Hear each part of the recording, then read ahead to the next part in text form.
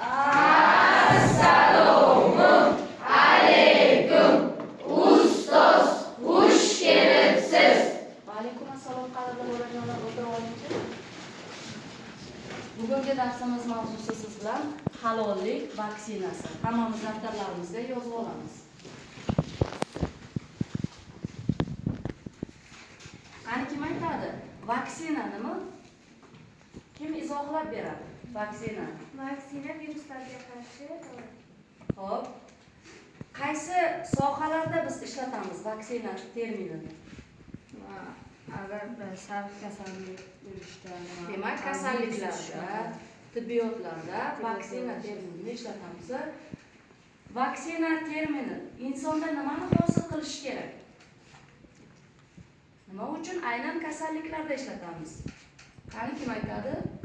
Chunki shu kasalliklarni oldini olish uchun. Oldini olishda nima hosil qilish kerak? Himoya hosil qiladi. Himoya. Buni yana qanday ataymiz? Immunitet. Demak, biz tibbiyot sohasida kasalliklarni oldini olishda, insonda immunitet hosil qilishda vaksina so'zini ishlatar ekanmiz.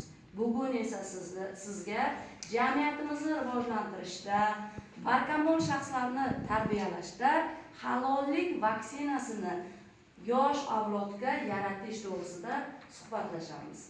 Tushunarli bo'ldi mavzumiz.